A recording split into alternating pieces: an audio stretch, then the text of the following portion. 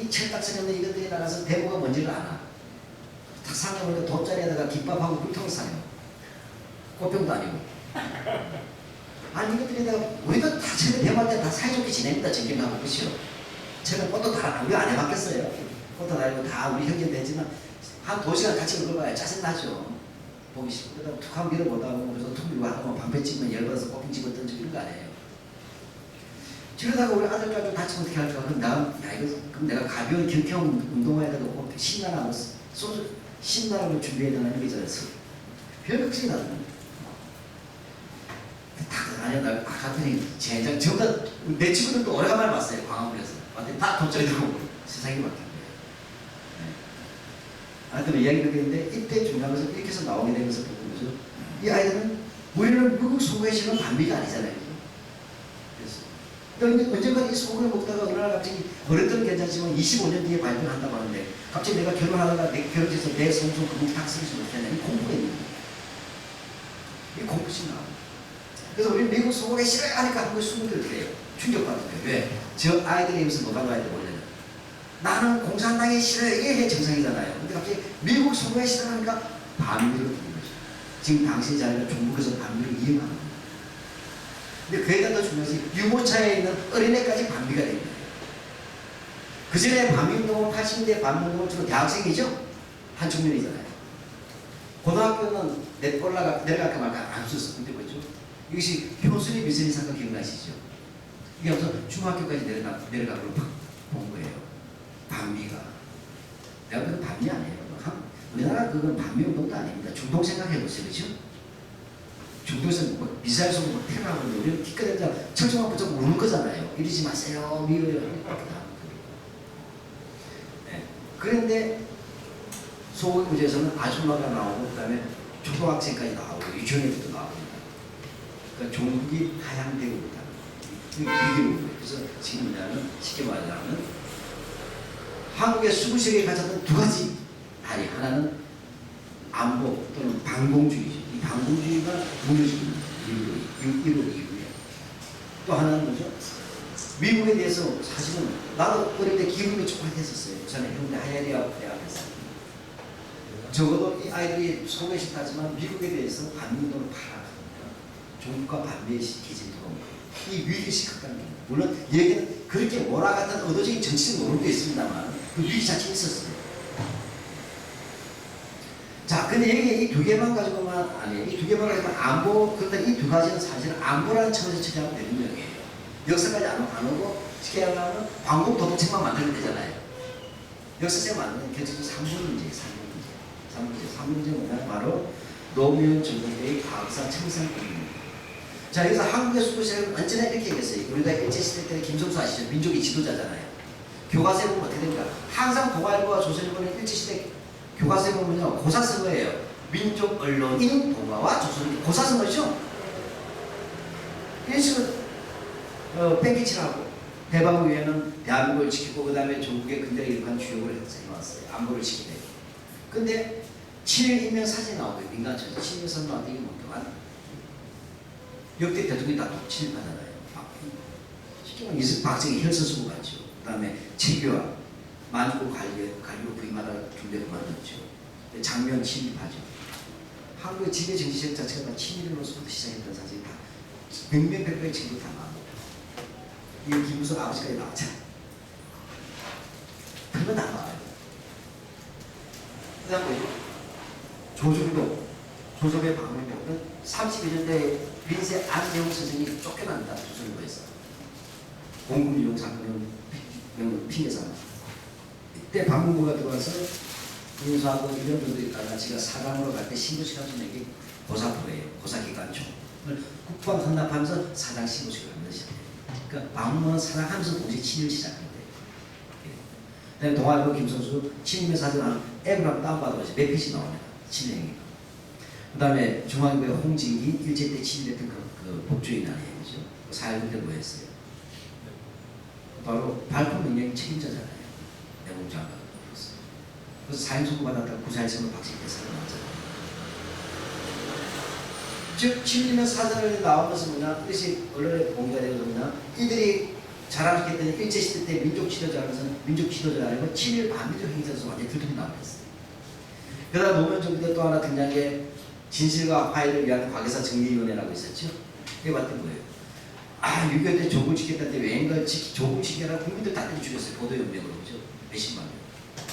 이렇게 죽였어요. 그 다음에 정작 학도병들이 낙동강에서 그 10대의 목숨들이 아깝게 죽어나갈 때 있으면 뭐였어요? 그 10대의 죽음을 희생상을 지는 거죠. 부산 정치파도 이렇게 해서 장기 독적으로 갔잖아요. 이런 것들 얘기 다 드러난 거잖아요. 박정희 유신 독재들이 원래 막걸리 간첩이 이렇게 많았지. 완전 용공 조작 사건으로 이루어져 있고, 근데 수많은 공문사들 이런 것들이 쭉쭉 나오게 된 거예요. 다시 말해 한마디로 얘기하면 친일 문제, 한국 진해주를 민간학살, 독재적인 인권주의와 용공 조작 이런 것들이 실제로 쫙 드러난 거예요. 한마디로 이제 방공만이 아니라 모든 전문에서 한국의 수구신에게 원뿌리가 다 들통나고 이 부분에서 도덕적 정당이 완전히 사라지게 됐다는 거예요.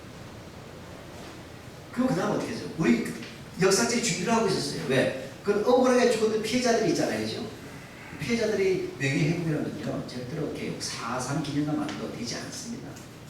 가지도 않잖아 사람들이. 상품장이 있으니까. 그 다음에 뒤집어 보면 또 그만이죠. 또 빨간 것도 몰아붙이고 있잖아요. 그죠? 다시 지금. 이렇게 억울한 사람들의 명예를 하면서 첫째 진실을 기록하고 그 다음에 재발 방지를 약속하고 그 다음에 이러한 것을 잊지 않도록 하기 위해서 기념관을 만들어줘야 되지만 이러한 부분이 확실하게 각각의 개인에게 박히게 하기 위해서 뭐예요?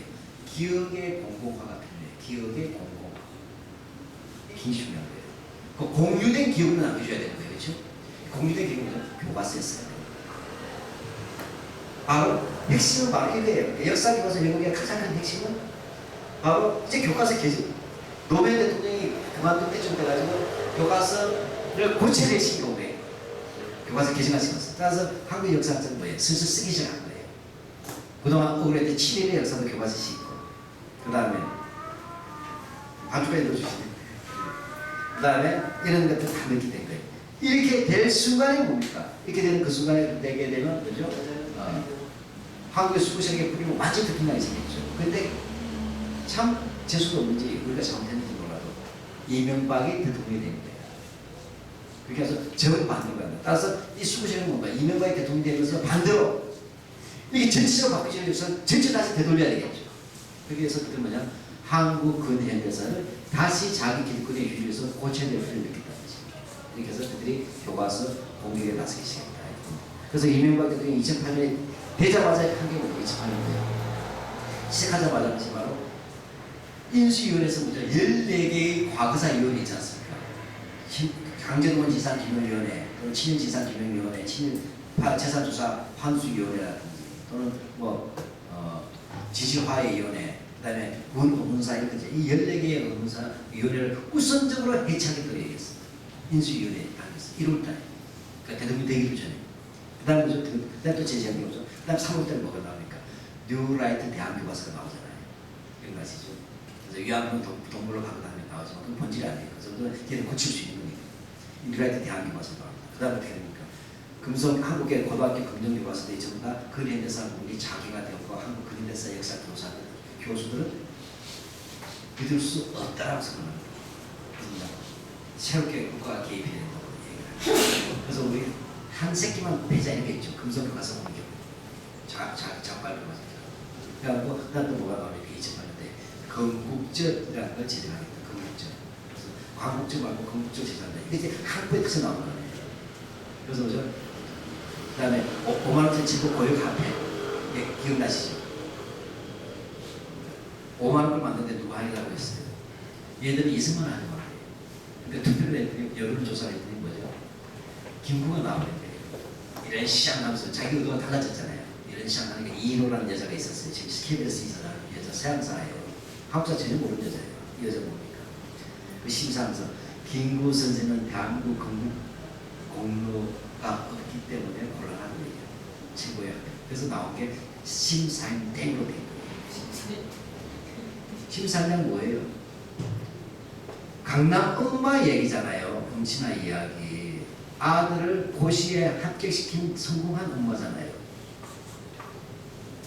심사임당은 중세 여성의 모범상이죠. 근대 여성의 모범상이 아니잖아요. 이따가 뭡니까? 아들 잘 키우고 그다음 뭐죠? 아들이 9번 고시 장원수석했어요. 이율곡이. 그래서 구두 장공 시켰잖아요. 그럼 오늘날 시험 뭐죠? 내가 애 잘 키워가지고 뭐 만드는데 행시사시 외시 수석학기 시킨 거 똑같잖아요. 아들이 이미 화폐 있는데 그래서 엄마를 다시 5만 걷어내면 대한민국 진짜 쪽팔린 나라예요. 이 돈 5만원짜리 줘서도 1%의 세계와 결합된 돈이잖아요. 그래서 얘들이 이승만이 안 될 바에 김구 날려야 되겠다. 김구 날리는 거 역시 심사대기 최고지. 자, 강남 애들이 볼 때 심사대 제일 부러운 건 아니에요. 강남 애들이죠. 재미가. 그렇게 해서 5만 원 거예요. 근데 1년에 가정들이 2008년에 이루어졌다. 근데 문제는 이때 뭐냐, 교환 중요한 것은 수고실은 교과서 쓸 적이 없었어요. 아는 게 6.25밖에 없잖아요. 한국 근현대에서는 6.25만 가지고 쓸 수가 없잖아요. 이승만 어린이만 가지고 쓸 수가 없잖아요. 전체 다 써야 돼요. 이럴 때 뭐죠? 이 한국사 전체를 우리가 정리해 주겠습니다. 이렇게 쓰시면 된다고 나온 그룹인데 그들이 바로 뉴라이트라고 합니다. 이 뉴라이트인데 이들은 원래 뉴라이트라고 하면서 원래 자기네들은 이렇게 얘기했죠. 라이트는 라이트인데 뭐죠? 새로운 라이트에서 나왔어요. 그러니까 라면은 라면인데 무슨 라면? 제 신라면이 나와요. 면발은 그대로인데 수프가 3개 바뀌었겠죠? 그래서 3종 세트 수프가 나온 거예요. 면발은 안 바뀌었네. 그 첫 번째 메인 수프가 뭐예요? 베이스 수프가 바로 낙성대 연구소 안병직과 서울대 경제학과 안병직과 그 제자 이영훈을 주축하는 서울대 한때 좌익 교수들입니다. 막수주의 교수들이에요. 일본식 막수주의 교수인데 이들이 뭐냐면 등장한 게 첫 번째예요. 이들이 바로 대한민국의 경제 성장의 성공 신화로서 정리하면 된다고 정리해 줍니다. 이거 이제 구전연주입니다. 자, 이렇게 해서 뭐냐면, 여기 뭐냐면, 이영훈이라는 사람이 나오는데, 이영훈의 바로 친구, 동기가, 이영훈이 경제학과고, 무역학과 친구가 바로 동기생 7공학번 김문수예요. 이건 대충 아시겠죠? 이들이 김문수 대통령 만든 프로젝트와 결합시키면서 쭉 나오면서, 경제학과니까 경제사를 조치해서 재우승합니다. 이거 축이 나오면, 그 다음 뭐죠? 그렇게 하면 한 번 더 결론을 보겠죠. 대한민국은 산업화와 민주화를 동시에 성공한 20세기 모범국가 OECD까지 갔다는 거예요. 가난한 데서 OECD까지. 이 놀라운 성공 신화를 얘기합니다. 그럼 뭐죠? 엄친아 옆에 누가 있어야 돼요? 누가 있어야 엄친아가 빛납니까? 1층에서는 1등에서 꼴등에서 빛나는 거죠. 꼴등이 북한이라는 건 이해갑니까? 그래서 대한민국의 놀라운 성공 신화에 대한 역사는 뉴라이트가 씁니다. 뉴라이트 낙선대에 웃었습니다. 그럼 뭐죠? 지지르도 못난 아이고 이게 같은 한표축이 맞냐? 하는 꼴찌로 북한 때리기가 필요하죠. 북한은 왜 이렇게 빵도 자기도 못 주는 비참한 나라도 아닌 나라 이런 게 있지 않습니까? 이게 해서 북한 때리기 뭐예요? 옛날 학생운동에서 왜냐면 뉴라이트가 학자이지 낙선된 우선 경제학자지만 학생운동도 있어야 될 거 아니죠? 바로 변절이 때에게 적혀서 전향으로 해줬어요. 그렇죠? 예. 변절하고 전향은 다릅니다. 나와 펼쳐야 돼요. 한때 뭐죠? 김용환 아시죠? 강철서시 하고 프리손론 서울대 출신 주사를 학생들에 보급했던 친구죠. 그 다음에 보면 알죠? 신지호 알죠? 장로매요. 하태경 요즘 뜨고 있죠. 이런 인간들이 뭐냐면 바로 과거에 주로 주류는 NL이죠.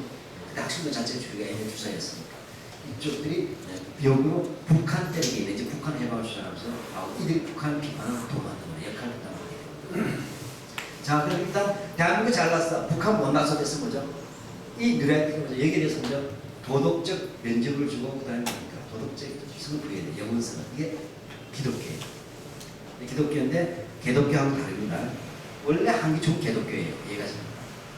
기독교에서 제가 말할 때 원래 한기총이나 그다음에 예수교 장로이 조금 원래 보수이기 때문에 그들이 중요한 게 아니고 여기는 한때는 진보 진영에 있었다고 믿어졌던 그룹들이 한 것을 만들어요. 그게 묘주이죠. 시험 만들고. 따라서 서경석 목사 알지 않습니까? 서경석. 지금 완전 제정신이 아니에요. 목사라고 말할 수도 없잖아요.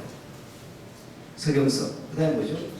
두레 공동체, 빈민공동체로 김진호 목사. 갑자기 빈민구제 운동하다가 갑자기 반공을 하라고 했다고 그런 사람 아니에요.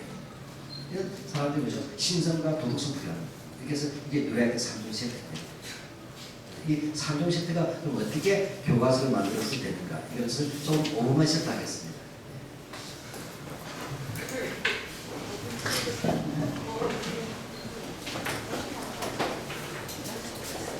마이크